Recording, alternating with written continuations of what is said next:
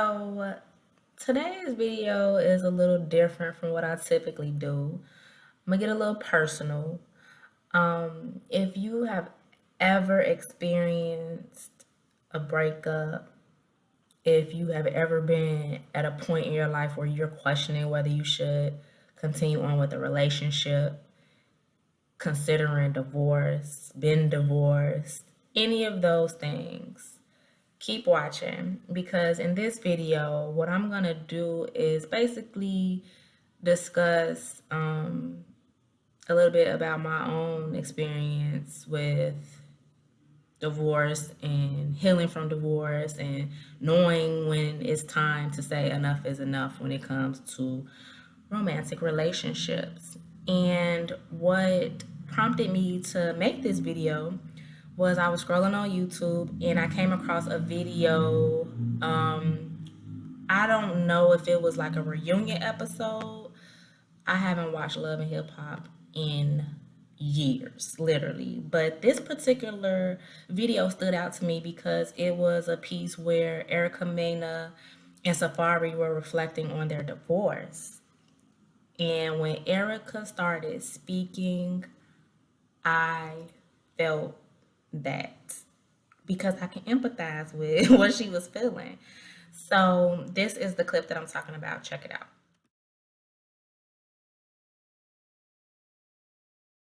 Okay, so boom, that was the clip. And if you can just hear and see the emotion on Erica's face, baby, been there, done that. Because, man, when she talked about number one, the fact that she had shared the challenges that she'd experienced in the past, which led to her becoming a single mother the first time, and she entrusted Safari to take that into consideration and not do her the same way. I felt that. Because what do we do when we get in relationships? Typically, we tell the new person, all of the bad things that we've been through, you know what I'm saying? In hopes that they will take that information and handle us with care, you know what I'm saying, moving into this new situation with them. And a lot of times that is not how it works. Unfortunately, there are people out there that will take that information and will take your vulnerability and store it away for ammunition in the future if things go left. And that's unfortunate because people should never do that. You know what I'm saying? Like if you're in a relationship or you're building with someone, that should be your safe space and your soft place to land. You know what I'm saying? And then when it gets to a point to where it's just a battle of who can hurt who the most, that's when you know it's time to get up out of there because it should never be like that.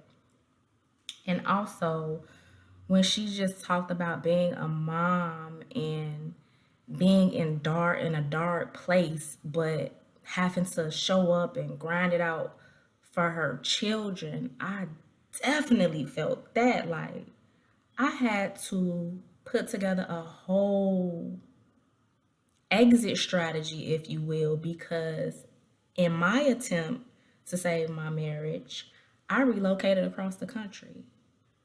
It was smack dab in the middle of COVID, relocated from Chicago to Texas with my little family. And unfortunately, shit just did not work out. And I knew it within a few weeks of us moving there. Like, it wasn't going to go, it wasn't going to fly. And so I feel that because guess what? Moved the weekend of July 4th, 2020. I was back in the city on Christmas Day 2020. So not even a full 6 months. And when I touched down in Chicago, I already had a place. I already had my job lined up. Like I had everything together, but I was working so much. I had two full-time jobs and a part-time contractual job. Mind you, I had a 2-year old. So, you know what I'm saying? He active, he moving around, he want my attention. And I was doing the best that I could. And I worked those two full-time jobs. School counselor during the day At night, I was on the phones with an insurance company, and then part time, I was a therapist, and I was doing the best that I could. But it got to the point to where God, a higher power, set me down. I got so sick that I could not get out of bed. So when I tell you I feel Erica, I feel her. And of course I had to make a decision and give up one of those full-time jobs. You know what I'm saying? Like, we was comfortable, but my health wasn't there, and your health is everything. So I had to let it go. Um Also, like, when it comes to just doing things on your own, of course, like, it's a lot of hard work, but the reward at the end of it all, like she mentioned, the lessons that you learn, the things that you learn about yourself, the confidence that you gain, you know what I'm saying? Because now you should be at the point where you never let people play in your face ever again, because time is too precious, and your life is too precious, and your kids' life is too precious to continue to stay in a relationship that has run its course. Like, people come in our lives for reasons and seasons, baby. And just because the seasons don't extend all throughout the year, like, it is what it is. You check your lesson. It's not an L, it's a lesson for sure. My bad. But another crazy thing that I want to share is, I mentioned earlier, I haven't watched Love and Hip Hop in years. And I kid you not, I stopped watching Love and Hip. When I stopped watching Love and Hip Hop, it had to be like back in 2019-ish, 2018, 2019. And guess what? That's when I started to gain clarity on the decision that I clearly had to make when it came to my relationship.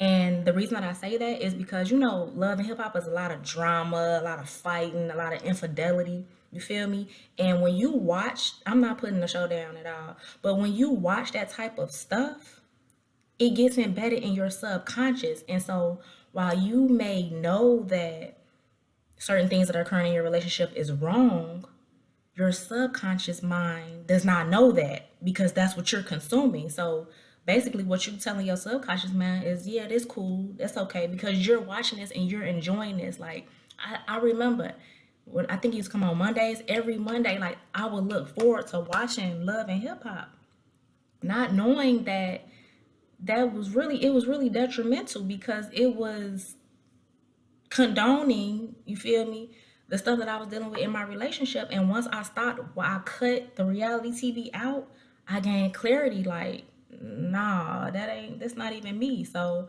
I highly encourage you, if you're at a juncture in your life where you're trying to decide, okay, is this the person for me? Do I want to stay in this? Do I want to get a divorce? Do I want to break up? Whatever the case may be, cut out reality TV.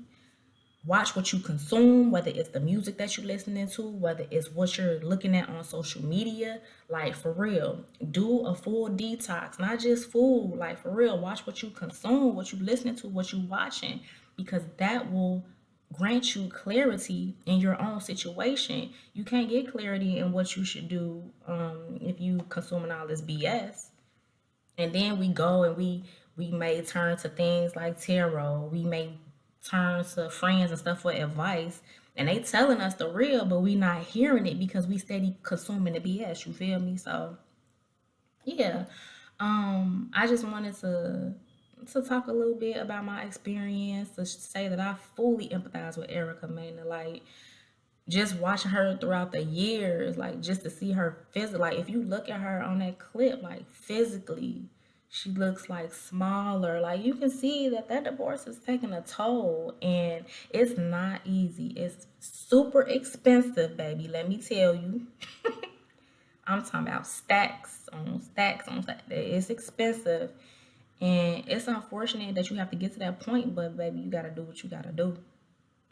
So if you can relate, I want to see your comments. Yeah, but yeah, you got this. If you going through anything, like, trust your intuition. Go on a detox, cleanse your mind, cleanse your body, so that you can get the clarity that you need to make the decision that's right for you. Period. Point blank. Like, If you not well mentally, physically, spiritually, and emotionally, you won't be well. So only you can take those steps to make that happen. That's it.